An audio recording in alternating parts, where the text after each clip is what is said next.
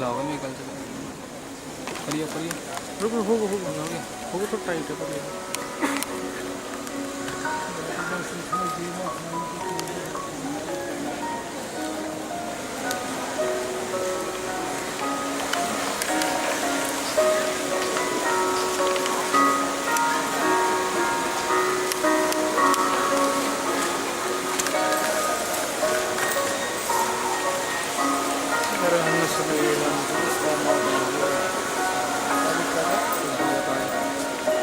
बच्चों को स्टेज हो गया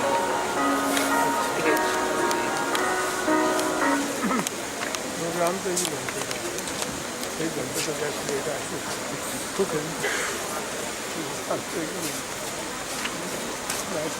मैं सर थोड़ा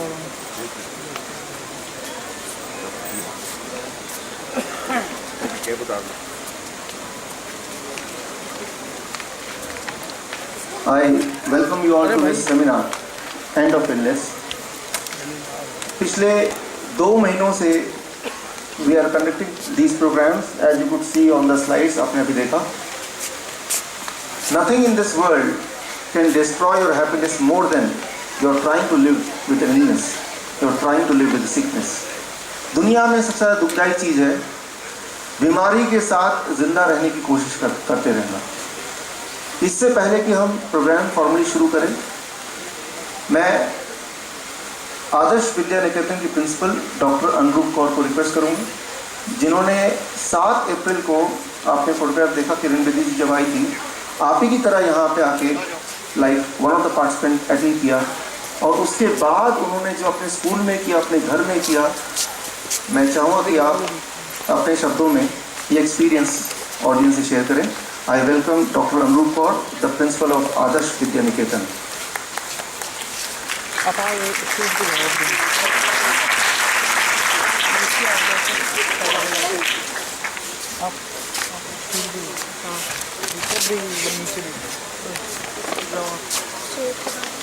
यहाँ से चढ़िए, यहाँ से साइड ये खड़े हुए हैं ना, वो साइड से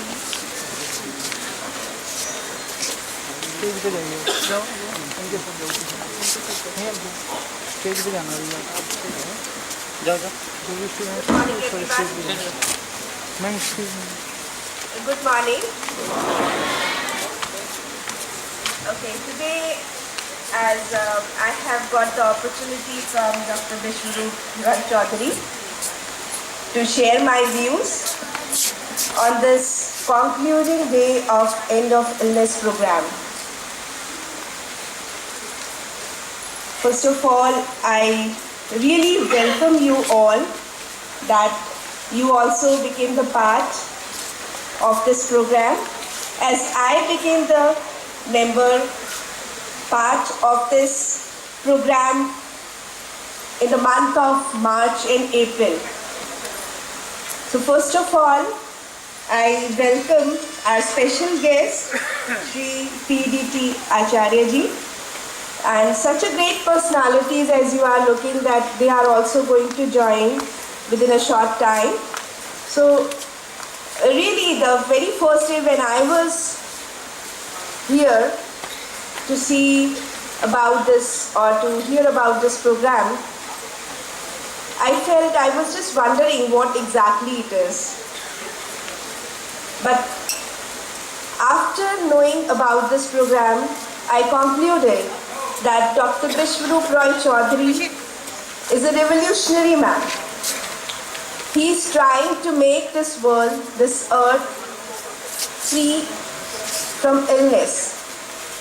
So, first of all, let me congratulate Dr. Vishwaroop Roy Chaudhary, and definitely you will also feel like that after hearing from him. So, let us give a big clap to him for this wonderful job.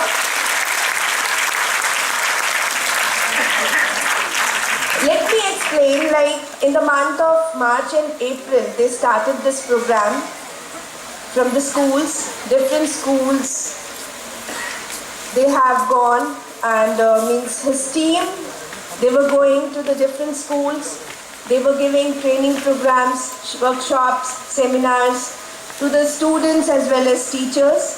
After that, they selected some students and they invited them for one-day training program. The students who have joined that program, we came to know like they are also feeling very different type of experience after hearing.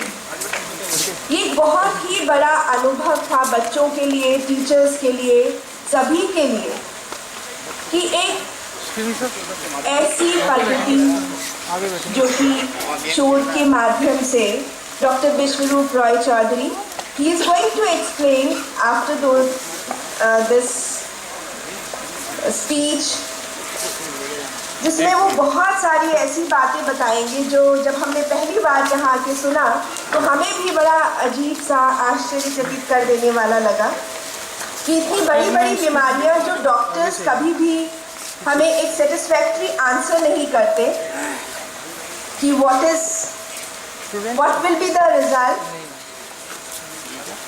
they just keep telling us कि आपको medicine लेने हैं, आपको इन चीज़ों पे precautions लेने हैं और ये करते रहना है, लाइफ लॉन्ग चलेगा, डायबिटीज़ है। वी नेवर हियर कि कभी कोई डायबिटीज़ से बहुत आसानी से बाहर निकल पाया हो। हार्ट पेशेंट्स हैं, किडनी पेशेंट्स हैं, इवन कुछ चीज़ें जो हम नॉर्मली अपने आप को बीमार करते हैं लेकिन हम डॉक्टर्स के पास जाते हैं, we never get the proper answer. मेरे साथ भी ऐसा होता था कि मैं बहुत जल्दी थोड़ा सा ऊंचाई पे जाने पे एक सफोकेशन फील करती थी। तो जो डाइट प्लान सर ने बताया उसके बाद मुझे महसूस होता है कि वो प्रॉब्लम मेरी रिमूव हो रही है, मुझे अब वैसी दिक्कत नहीं होती। मेरे फादर जो कि किडनी एंड हार्ट पेशेंट है, बहुत ही बुरी कंडीशन में काफ़ी टाइम एडमिट रहे पीजीआई में भी, एंड उन्होंने इस डाइट चार्ट को फॉलो किया फ्रॉम लास्ट 1 मंथ और अब वो ये कहते हैं कि मैं काफ़ी बेटर फील कर रहा हूँ। So all these experiences, even my husband, my daughters, we all are following the diet और कभी ऐसा नहीं लगता कि ये खाया नहीं जा सकता या anything else. Means I know doctor Vishwaroop Roy Chowdhury, he will explain you very well.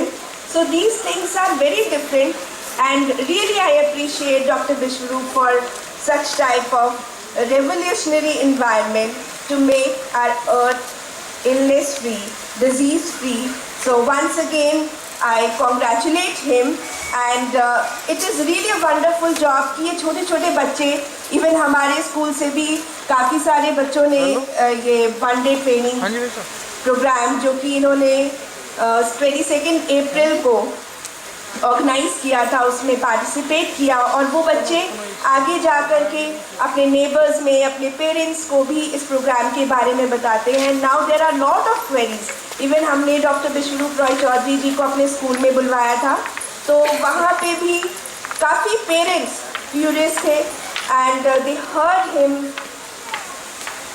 very patiently and they just thought कि this is really a very good thing that we are hearing from him।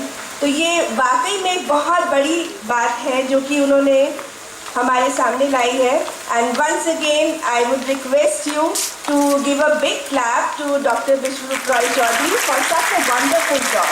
Thank you sir। हाँ जी, काम करो नीचे, अरे जाओ तो जाओ भाई साहब, ठीक है ना ठीक है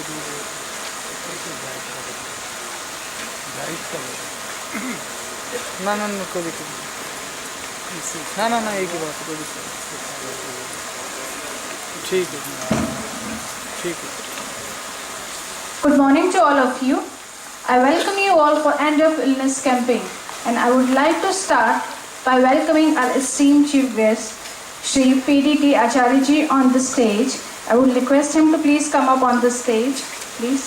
and I would request Dr. Vishwaroop Roy Chaudhary to please welcome him.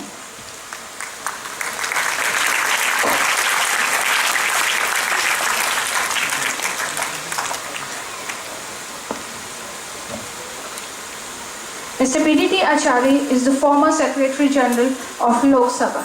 Welcome, sir.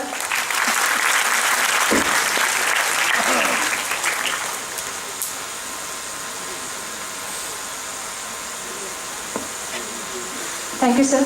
Please, I would request you to take your seat.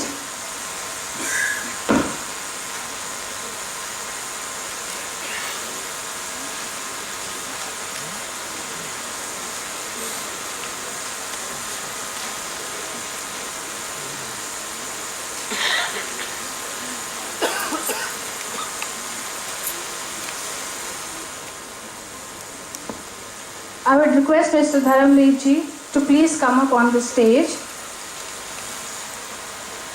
Mr. Dharamveer ji.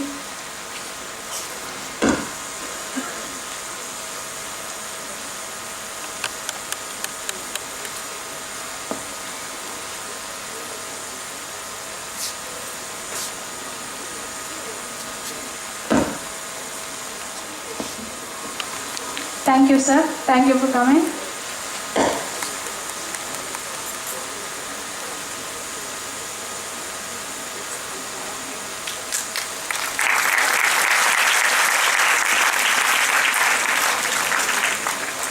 So I would request Dr. Vishwaroop Roy Chaudhary to start the session. Please welcome him.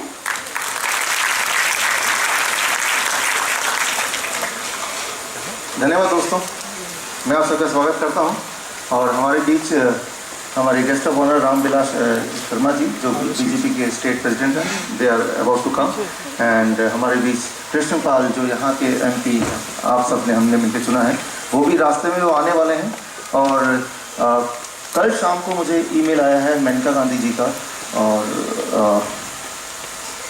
Email आपको नहीं दिखेगा यहाँ से, और उनके secretary का phone आया कि आज 8 बजे सुबह 8 बजे उनका कोई बहुत इंपॉर्टेंट मीटिंग है बीजेपी का, कल जो आपको पता है एक बहुत बड़ा कार्यक्रम है। तो उन्होंने ये रिक्वेस्ट किया है और उन्होंने माफ़ी मांगी कि वो जब अगली बार हम बुलाएंगे वो ज़रूर आएंगे। That's what is the message she wanted me to convey to you. और जितना मैं उनको समझता हूँ, जितना मैं उनको जानता हूँ, वाकई में ज़रूर कोई बहुत मुश्किल घड़ी और बहुत इंपॉर्टेंट काम रहा होगा। That's why she is not here. पिछले दिनों मैं आप सबके बच्चों से मिला जो पेरेंट्स यहाँ पे हैं, और उन सब बच्चों से एक बड़ा इंटरेस्टिंग सवाल पूछा आपके बारे में। तो फिर मैंने सोचा कि जब आप मुझे मिलेंगे तो मैं आपके बारे में बच्चों ने जो जवाब दिया वो मैं आपको बताऊंगा। और इसीलिए जिन बच्चों को हमने सवाल पूछा और जिन्होंने जवाब दिए वो हमने लिखित में लिए भी, उनसे साइन करा के वो हमारे पास हैं। और फिर उन्हीं बच्चों के पेरेंट्स को हमने इनविटेशन कार्ड भेजा जो आपको मिला, जिसकी जो आप आए। मैंने जो सवाल पूछा, सवाल वो ये था, इससे पहले कुछ लोग खड़े हैं जबकि यहाँ सीट बहुत सारी खाली हैं। जिनके जिनके साथ में सीट खाली है वो अपना हाथ रेस करें ताकि जो लोग खड़े हैं वो हाथ रेस के डायरेक्शन में जाके वहाँ बैठ सकते हैं। There are number of seats which is vacant.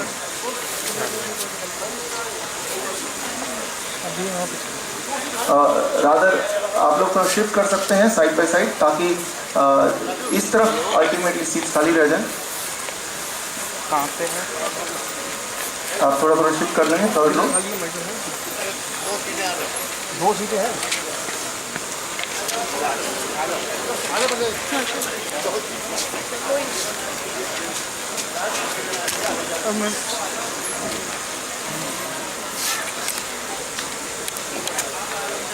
मैंने आपके बच्चों से जो सवाल पूछा वो ये, जब वो सब मिले मुझे, जैसे आज आपसे मुलाकात हो रही है, और सवाल द क्वेश्चन वाज कि अगर गॉड आपके पास आ जाए और भगवान आपसे बोले, 2 ऑप्शन दे आपको आपके माता पिता के बारे में। मैंने आपके बच्चों से पूछा कि आपके माता पिता बहुत अमीर होंगे, जो भी आप चाहेंगे जीवन में आपके बोलने से पहले वो सारी मुरादें पूरी कर देंगे। गाड़ी चाहिए, बंगला चाहिए, कार, खिलौने चाहिए, what ever you will demand in your life it will fulfilled, your parents will be so rich. पहला ऑप्शन। लेकिन वो जीवन भर बीमार रहेंगे और 70 के उम्र तक वो चल बसेंगे, पहला ऑप्शन। या फिर आपके पेरेंट बहुत गरीब होंगे, इतने गरीब कि जिस स्कूल में अभी आप पढ़ते हैं उसकी फीस भी नहीं दे पाएंगे, और प्रिंसिपल बोलेगी आप कल मत आना स्कूल में, आपके पिताजी ने फीस नहीं दी। आपकी कोई भी ख्वाहिश पूरी नहीं कर पाएंगे, कोई भी ख्वाहिश पूरी नहीं कर पाएंगे, छोटी छोटी ख्वाहिश पूरी नहीं कर पाएंगे, लेकिन वो हेल्दी रहेंगे, 100 साल जिंदा रहेंगे।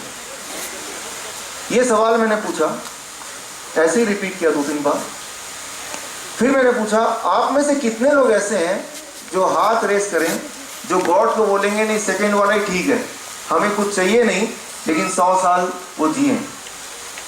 आई एम श्योर आपको ये विश्वास होगा कि ऐसा सवाल मैंने करीब 83,000 स्टूडेंट से पूछा, और सभी का जवाब ये था कि हम चाहते हैं हमारे पेरेंट्स 100 साल जिए, चाहे हमें कुछ ना मिले।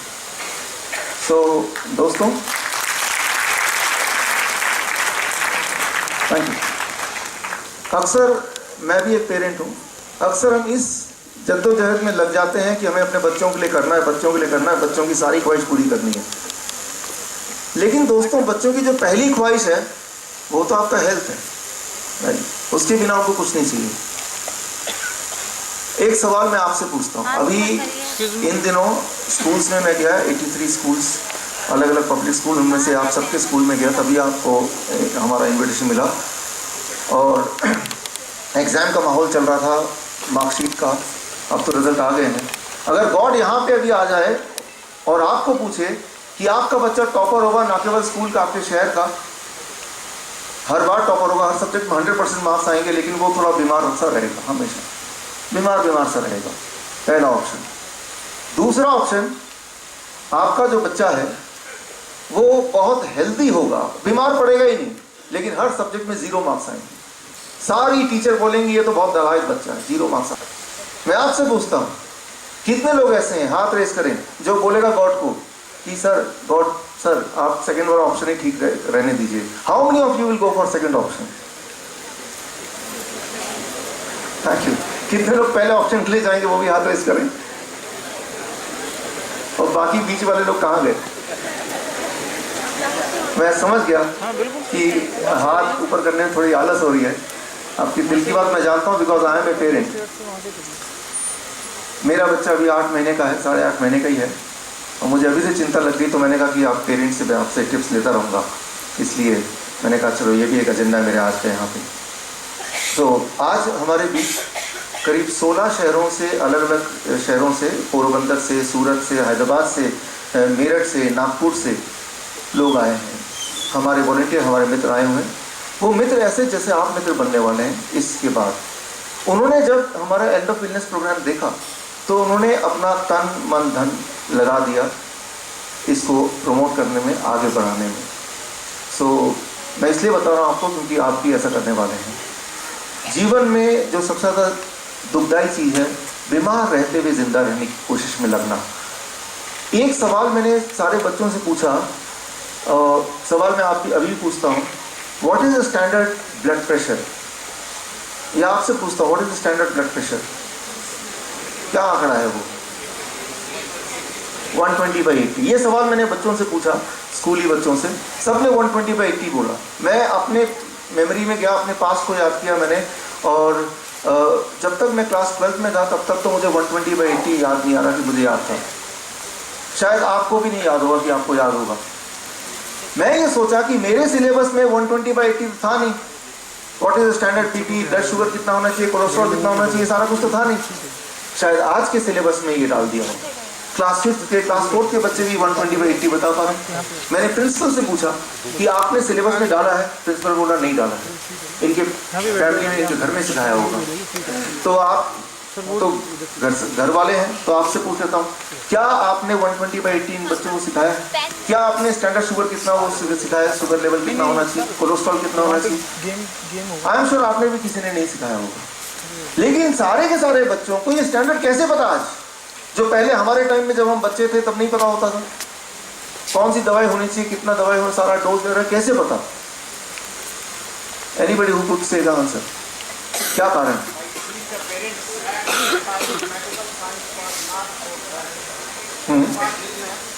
10 साल पहले सर आप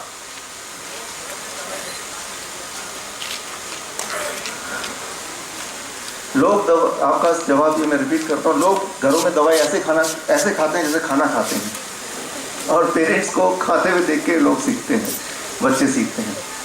आई am sure you agree with this, right? लेकिन सवाल ये है कि 15 साल पहले जब मैं स्कूल में था, जब आप स्कूल में थे, याद कीजिए कितने से आप अंकल आंटी थे जिनको बीपी की शिकायत थी, डायबिटीज की गोलियां खाते थे, हाई कोलेस्ट्रॉल दवा लेते थे। क्या 15 सालों में इंसान की बायोकेमिस्ट्री एकदम से बदल गई? हेलो, ऐसा तो नहीं था। मैं कह रहा हूँ भाई साहब गौरव। तो ऐसा क्या हो गया कि आज हर घर में लोग बीमार हैं इतने ज़्यादा कि बच्चे उसको देखते हैं और वही सीखते रहते हैं। सो हमें इसको ज़रा अंडरस्टैंड करना पड़ेगा। We really have to understand this. इसको अंडरस्टैंड करने के लिए मैं हेल्प लूँगा एक बच्चे की। आपका नाम क्या है? वैभव। वैभव कौन स्कूल में पढ़ते हैं? वैभव आयशर। वैभव को मैं पहले से जानता था, लेकिन मैंने कहा कि थोड़ा एक बार और मैं कंफर्म कर लूँ कि वैभव भी है क्या। वैभव इज़ ए गुड स्पोर्ट्समैन। वो 100 मीटर की रेस में हमेशा फर्स्ट आते हैं। अब इमेजिन कीजिए वैभव खड़े हैं, 100 मीटर की रेस की ये लाइन है, वैभव खड़े हैं, वहाँ से आवाज़ आ रही है कि 4 3 2 1 के बाद एक गोली चलेगी, उसके बाद आपको भागना है। वैभव खड़े हैं, कान से सुन रहे हैं, और यहाँ और भी खिलाड़ी खड़े हैं और वैभव सुन रहे हैं, आवाज़ आ रही है 4 3 2 1। जब वैभव ने 1 की आवाज़ सुनी, इस वक्त क्या आपको लगता है कि वैभव की हार्ट बीट अभी से फास्ट हो जाएगी, या जब वैभव एक्चुअली दौड़ने लगेंगे तब हार्ट बीट फास्ट होगी? पहला या दूसरा? पहला। अभी वैभव ने भागना शुरू नहीं किया, अभी उसने कुछ शुरू नहीं किया, अभी तो खड़े हैं, जस्ट सुन रहे हैं, अभी हार्ट बीट फास्ट शुरू हो जाएगी। You are right. लेकिन जरा सोचिए, अभी हार्ट बीट फास्ट कैसे हुआ? वैभव ने कुछ काम करना शुरू नहीं किया। अब जरा इसको अंडरस्टैंड करें, वैभव के दिमाग के अंदर जाते हैं। वैभव ऐसे खड़े हैं, भागने को तैयार हैं, वहाँ से आवाज़ आ रही है 4 3 2। जब ऐसी आवाज़ आ रही तो वैभव का दिमाग, एक ब्रेन देख रहा है, ये वैभव ऐसे क्यों खड़ा है, ये क्या करना चाहता है, वो आवाज़ कहाँ से आ रही है, लोग क्यों खड़े हैं? तो ब्रेन क्या करता है, पुरानी मेमोरी में जाता है कि पिछली बार जब वैभव ऐसे खड़ा था और ऐसी आवाज़ आ रही थी तो वैभव ने क्या किया था, वो तो दौड़ा था, भागा था, राइट। इसका मतलब ब्रेन ने अनुमान लगा लिया इस बात भी वैभव दौड़ेंगे, भागेंगे। ब्रेन का काम होता है सबसे पहले इंटीमेट करना हार्ट को कि भाई अगला स्टेप क्या होने वाला है।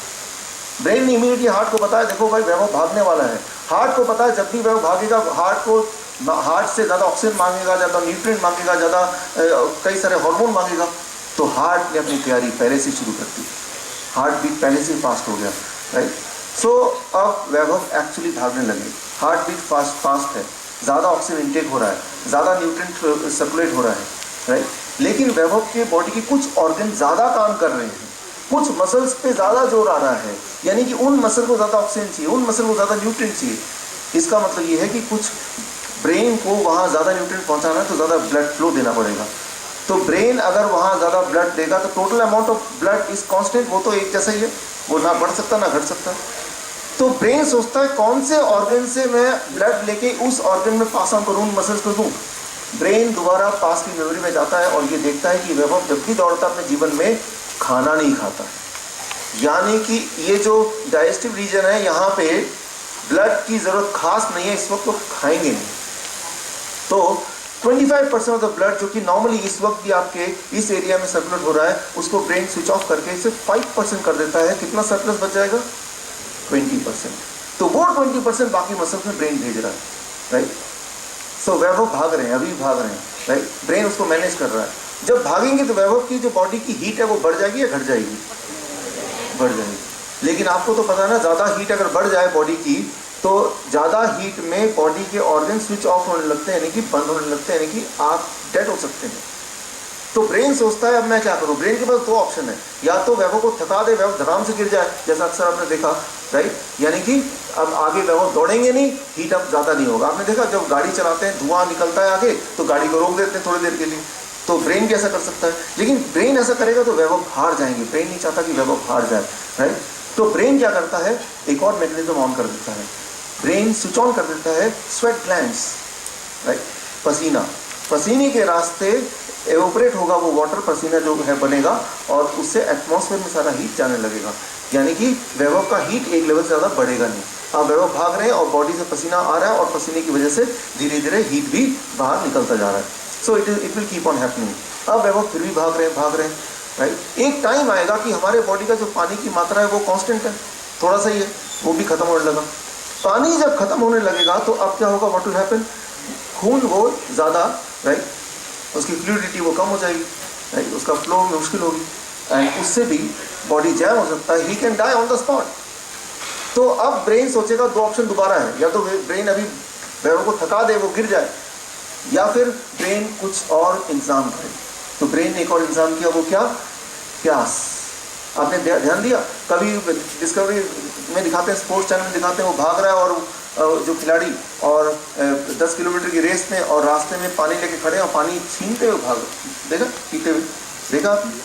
तो वैभव को प्यास लगी और वैभव भाग रहे हैं, साथ में वो कुछ लोग रास्ते में खड़े पानी लेके तैयार, वैभव ने पानी छीना, भागने की स्पीड को बरकरार रखा, पीते हुए गए और भाग रहे हैं। वैभव ने 1 लीटर पानी पी लिया, भाग रहे हैं, मैराथन में भाग रहे हैं, राइट। आप गौर कीजिए, अगर 1 लीटर पानी पी जाएंगे तो एकदम से वैभव क्या आ जाएगा, सुसु आ जाएगी, राइट। लेकिन अगर सुसु आ जाएगी, वैभव बोलेगा जरा आप लोग ठहरो, मैं सुसु करके आया फिर भागूंगा, राइट, वैभव तो हार जाएंगे। तो ब्रेन नहीं चाहता कि वैभव हार जाए, तो ब्रेन क्या करेगा, राइट, जो ब्लैडर है जहाँ पे यूरिन इकट्ठा होता है, उसकी जो सेंसेशन है उसको स्विच ऑफ कर देगी, राइट, उसको स्विच ऑफ कर देगी, ताकि वैभव भागते तो रहे, राइट, लेकिन वो यूरिनेट की सेंसेशन वो अभी ना आए जब तक कि रेस ना खत्म हो जाए। Try to understand, your brain is like an expert driver.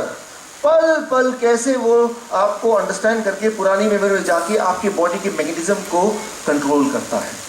मैं अगर आपसे पूछूं कि आपके शहर में, आपके इस लोकेलिटी में जहां आपकी गलियां हैं या आपके इस रास्ते मेन मथुरा रोड में, what is the safe driving speed? Anybody? Safe driving speed कितना होना चाहिए? कोई आपसे पूछे आपके शहर में आके कितना होना चाहिए? 50 kilometre per hour, right, 50 kilometre. मैं अपनी गाड़ी का जो मोटर है वो ऐसे सेट कर देता हूँ कि जब भी गाड़ी स्टार्ट होगी वो 50 किलोमीटर में ही चलेगी, ना कम ना ज़्यादा। क्या वो सेफ होगा? ये सुनो, नो। अच्छा, तो ये तो 50 तो सेफ नहीं होगा भाई, तो कितने में मैं कर दूं? Any other answer?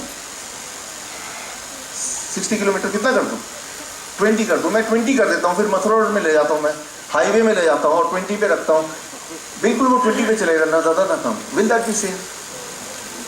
Can be safe, तब भी वो सेफ नहीं होगा, right. So what is the safe limit? Actually आप एक एक्सपर्ट ड्राइवर है तो आपको पता है कि कोई एक सेफ लिमिट हो ही नहीं सकती, वो तो सिचुएशन पे बेस्ड है। हर पल आप उसको थोड़ा थोड़ा चेंज करते रहेंगे, थोड़ा चेंज करते रहेंगे। एवरी मोमेंट बाय मोमेंट आप उस सराउंडिंग को देखेंगे और अकॉर्डिंगली अपनी स्पीड को आप कंट्रोल करेंगे। सिमिलरली आपका ब्रेन भी ऐसा करता है। आपने देखा वैभव केस में ब्रेन ने कैसे सर्कुलेट किया, किस तरह से मोमेंट बाय मोमेंट चेंज किया। ये जो 120/80 का आंकड़ा है, ये कोई आंकड़ा ही नहीं है। First of all it is an imaginary, right, a symbol, just imaginary number, right. ये जो मैंने आपसे सवाल पूछा कि 120/80, ये सवाल आज से 10 साल पहले पूछा होता तो आप बोलते 140/90। उससे 5 साल पहले पूछा होता तो आप बोलते 160/100। अगले 5 साल बाद पूछूंगा तो बोल देंगे आप 110/70। ये आंकड़ा स्क्वीज होता जा रहा, राइट। सो आप जब डॉक्टर के पास जाते हैं, डॉक्टर जब बीपी लेने लगता है, जितना बड़ा डॉक्टर उतनी हार्ट बीट फास्ट। गौर किएगा भी, राइट। जैसे ही डॉक्टर की शक्ल देखी, अगर वो ज्यादा फीस लेने वाला डॉक्टर तो हार्ट बीट और फास्ट, राइट। जितना डॉक्टर गंभीर उतना ज्यादा ब्लड प्रेशर हाई। अब जब डॉक्टर मेजर करेगा, that is not your real blood pressure, that is the blood pressure at that moment, right, like Vaibhav's, right. इसे कहते हैं व्हाइट कोट सिंड्रोम, राइट। तो डॉक्टर ने जो ब्लड प्रेशर मेजर किया, उनके हिसाब से that is your real blood pressure, but reality ये है, वो तो उनको देख के आपकी बीपी बढ़ गई। अब जो वो डोज बना के आपको देंगे, वो डोज जो होंगे वो आपके लिए नहीं है, वो उस इंसान के लिए है जो डॉक्टर के चैम्बर में पल भर के लिए था। That is not you. And 70% of the patient in the world, they suffer from this sickness called white coat syndrome. आप ब्लड प्रेशर के शिकारी नहीं है, आप व्हाइट कोट सिंड्रोम के शिकार हैं। So what I mean to say, एक बात आप मान लीजिए, अगर आप कोई बीपी की गोली ले रहे हैं तो वो आपके लिए नहीं बनी है। एटलीस्ट 70% लोगों के लिए तो मैं ये बोल सकता हूँ, 70% of the people, that is not your BP. So first of all, as I said, there is no standard limit 120/80, 120/80, right. हमारे दिमाग में 120/80 चला गया है। अब मान लीजिए यहाँ का कोई डॉक्टर है, वो जाता है ब्राजील में।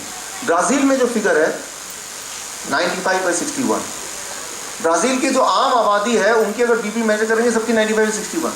तो हमारा यहाँ का डॉक्टर जाएगा, बोलेगा ये सारे लो बीपी के शिकार है भाई, इनको तो इनकी बीपी बढ़ाओ पहले। तो वही वाले डॉक्टर चले जाएंगे पोर्तुगल, पोर्तुगल में जो आम सिटीजन की जो बीपी है 135/85, वहां अगर ये वाले डॉक्टर चले हैं बोलेंगे पहले तो इनकी बीपी घटाओ, ये सब हाई बीपी के पेशेंट, हाइपरटेंशन के मरीज हैं। सो मैं ये बोलना चाह रहा हूं जो 120/80 है ये आया कहां से, कभी हमने पूछा? राइट, ये आया कैसे, कभी हमने सोचा? हमने ये सोचा कि भाई 120/80 मुझे पता है, हर हाल में मैं इसको 120/80 पे ले आऊंगा। राइट, हम एक ऐसी चीज को टारगेट कर रहे हैं जो टारगेट इटसेल्फ इज कंफ्यूजिंग। मान लीजिए यहां से आपको आगरा जाना है, you are expert driver, you have a good car, आपने सोचा जितने सारे इंडिकेशन आगरा की तरफ होंगे मैं उसको फॉलो करूंगा, जाऊंगा, लेकिन इंडिकेशन इटसेल्फ इज फॉल्टी। अगर इंडिकेशन कहीं और डायरेक्शन दिखा रहा है जो आगरा को पहुंचाएगी नहीं, आप कितना भी इंडिकेशन को फॉलो करेंगे you will end up in reaching something somewhere else. Right, so ये कहानी शुरू कहां से हुई? 1997 की बात है। 1997 से पहले जो स्टैंडर्ड बीपी हुआ करता था, सिस्टोलिक बीपी 160 हुआ करता था, डायस्टोलिक 100। WHO ने सोचा चलो देखें भाई ये ठीक है कि नहीं। कुछ उन्होंने पैनल बिठाया, उनको बोला कि देखो भाई 160/100 ठीक है क्या? उस पैनल ने बोला नहीं ये ठीक नहीं है, ऐसा करो कल से 140/90 कर दो। सो 140/90 जैसे स्टैंडर्ड चेंज हुआ, पूरे दुनिया में 35% new population became heart BP patient. सुबह का अखबार पढ़कर हम सब तो बीपी के पेशेंट बन गए, कल रात तक ठीक ही थे, जैसे स्टैंडर्ड लो हुआ बीपी के पेशेंट सारे के सारे बन गए। राइट, बाद में ये पता चला वो जो पैनल में जो लोग थे, एक्सपर्ट्स थे WHO के बिठाए हुए, they were the paid consultant of these companies. ये कौन सी कंपनी, आप जरा गौर से इनके नाम देखिए, ये वो कंपनी है जिनकी दवाइयाँ आप लेते हैं। राइट, सो हमारा जो बीपी का जो सर्कुलेशन है, ब्लड प्रेशर है, वो बार बार चेंज नहीं होता। 10 साल में चेंज हो गया, फिर 10 साल में चेंज हो गया, अलग अलग ऐसा नहीं होता। राइट, और ये सिर्फ ब्लड प्रेशर की बात नहीं है, अगर हम डायबिटीज़ की बात करें, शुगर की बात करें, 1997 तक जो स्टैंडर्ड थे फास्टिंग शुगर 140। 1997 में WHO ने एक पैनल का गठन किया, उनको बोला जरा देखना है 140 ठीक है क्या? उस पैनल ने चेंज कर देनी भाई कल से इनका फास्टिंग ब्लड शुगर 126 से ऊपर होगा, उन्हें भी हम शुगर का मरीज बना देंगे। और रातों रात हजारों लाखों नए लोग जो कल रात तक वो हेल्दी माने जाते थे, सुबह का अखबार पढ़ के आ रहे हम सब तो भाई डायबिटिक बन गए। Right? As many as 14% new population became diabetic overnight.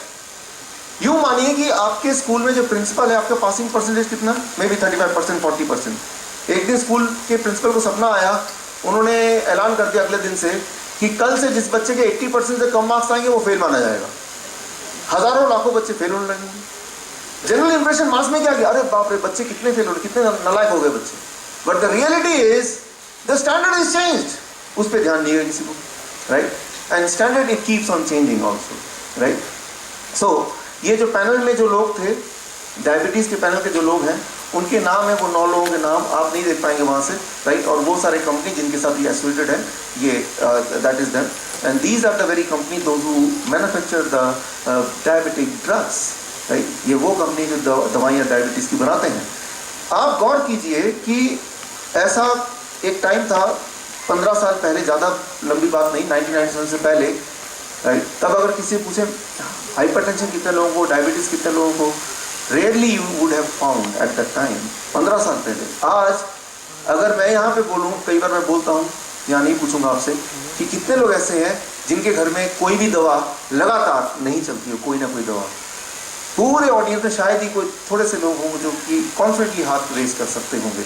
Right, so ये ट्रांसफॉर्मेशन कैसे है? Yes I know there are some people who are still healthy, जो अभी भी उस ट्रैप में नहीं आए। तो ये ट्रांसफॉर्मेशन हुआ कैसे? ये एक बड़ा षड्यंत्र है। कुछ कंपनीज इंक्लूडिंग, इनमें एक नाम है GlaxoSmithKline, उन्होंने पिछले 20 साल से ये काम किया कि कैसे हम स्टैंडर्ड को नीचे करें और दुनिया भर के डॉक्टर्स को हम ब्राइब करें, एजुकेट करें, राइट, सेल्स के थ्रू, कि ये स्टैंडर्ड है, अब ये स्टैंडर्ड आप और लोगों तक पहुंचाओ, आपके पेशेंट तक पहुंचाओ, जनरल मास तक पहुंचाओ। Right, accordingly